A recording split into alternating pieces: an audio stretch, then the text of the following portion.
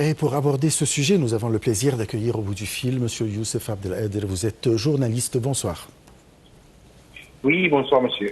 Alors tout d'abord, pour donner un bref aperçu aux téléspectateurs, quel est le rôle de l'UNRWA dans les territoires occupés ou bien en Palestine?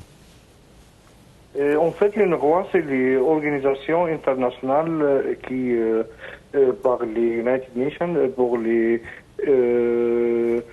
reçoit tous les aides humanitaires pour donner l'aide et donner les services médicaux, le retour, et donc tous les services humanitaires pour les gens qui habitent à Gaza. Et normalement, ça trouve plusieurs agences qui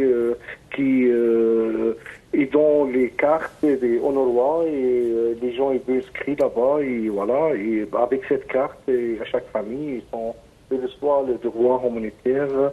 Si les UNRWA, bien sûr, qui reçu l'aide assez pour tout le monde, mais qu'est-ce qu'on voit maintenant vraiment, c'est les plus grandes crises humanitaires dans l'histoire on ne voit même, il arrive même pas d'aider les gens et donner tous les services, soit médicaux ou heureux.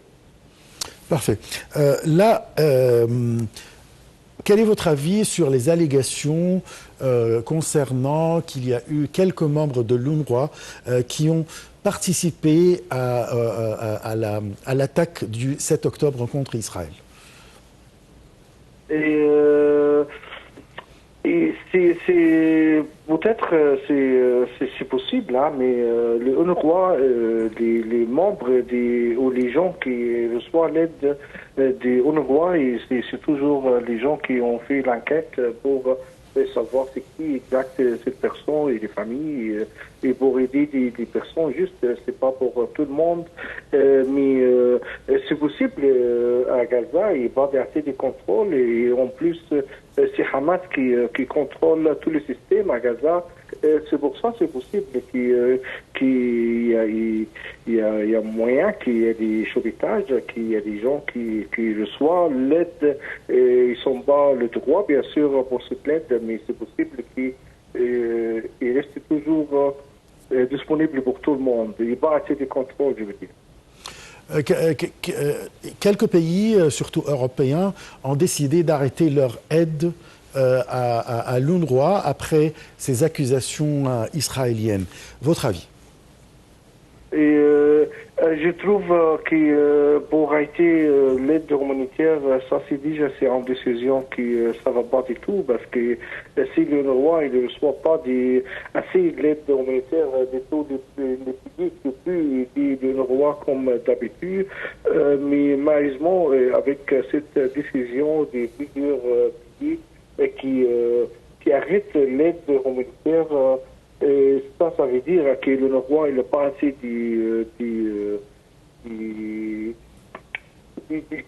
l'aide humanitaire pour aider tout le monde. Alors, ça reste toujours en grande crise. On voit qu'est-ce qui se passe maintenant à Gaza. En plus, les seules organisations internationales qui peuvent aider les peuples palestiniens ne reçoivent pas assez d'aide. En plus, il y a des pays qui arrêtent l'aide humanitaire.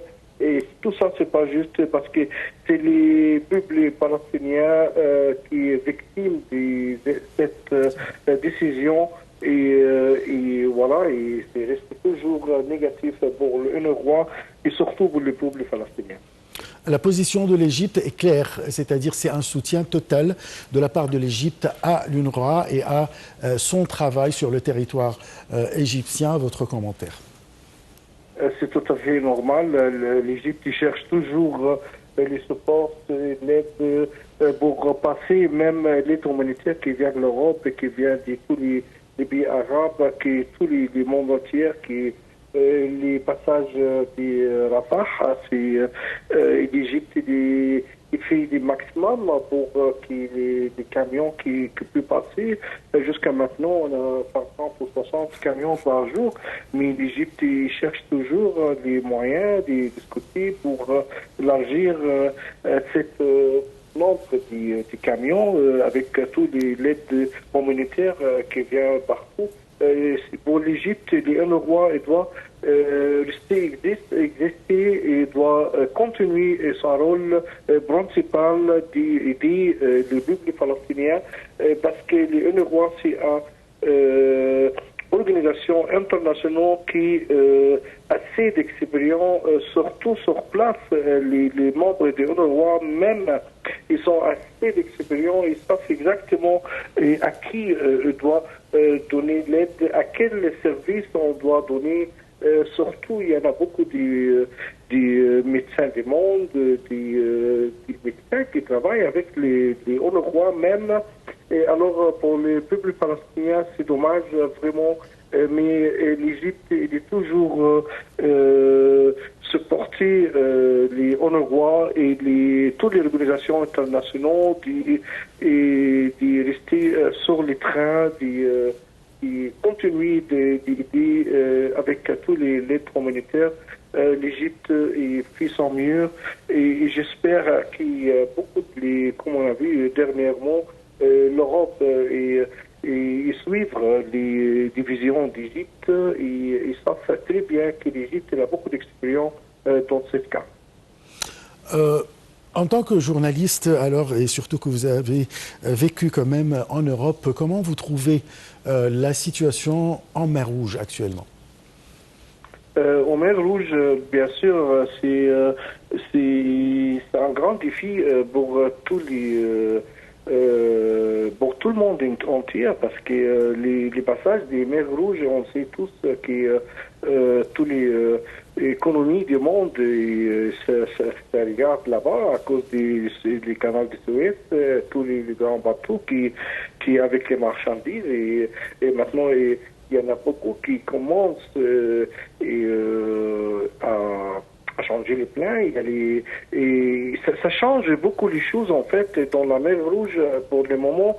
Et ça tire l'intérêt de tout le monde entier parce que la sécurité de la mer Rouge, ça donne un grand défi sur les régions et surtout aussi dans tous les marchés internationaux, voir économiquement comment on a eu plusieurs crises. Il y avait des Covid, il y avait de la guerre de Russie-Ukrainienne et maintenant avec tout ce qui se passe à Gaza et en plus maintenant avec les Houthis au Yémen ou la mer Rouge, vraiment maintenant ça commence à être plus difficile et les crises et ça donne plus de crises. C'est pour ça j'espère qu'on peut trouver une bonne solution qui toutes les régions qui ça calme parce que si ça continue comme ça, on ne sait jamais qu'est-ce que ça peut arriver. La guerre, on voit la guerre partout maintenant. Et la mer Rouge, c'est un point très important pour les sécurités nationales et internationales et régionales. Et alors, c'est vraiment, il faut trouver des solutions. Je vous remercie beaucoup, Monsieur Youssef Abdelhadel. Je rappelle que vous êtes journaliste, Monsieur Youssef. De toute façon, on a abordé 3 sujets aujourd'hui. Un appel téléphonique entre le président Abdel Fattah el-Sisi et le roi de Jordanie, ainsi qu'un autre appel téléphonique avec le chancelier allemand, où on a abordé durant les 2 appels la question de la bande de Gaza, c'est-à-dire comment faire des efforts ou déployer tous les efforts pour arriver ou aboutir à un cessez-le-feu dans la bande de Gaza pour arrêter quand même toutes les souffrances des habitants de Gaza, comment faire entrer plus des aides humanitaires et médicales pour les habitants de la bande de Gaza. Un autre sujet, c'est concernant une rencontre entre les ministres égyptiens et saoudiens des Affaires étrangères, concernant surtout aussi la situation dans la bande de Gaza.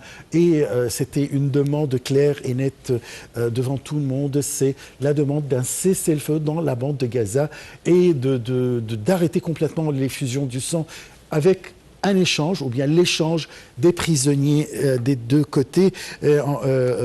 Troisièmement, on a parlé de l'UNRWA, les efforts de l'Égypte pour soutenir le travail et le rôle de l'UNRWA dans les territoires occupés, puisque c'est l'UNRWA qui présente des aides humanitaires tout le temps au peuple palestinien. Voilà, ce sont les trois sujets qu'on a abordés. Je vous remercie beaucoup. Très, très bonne soirée. Au revoir.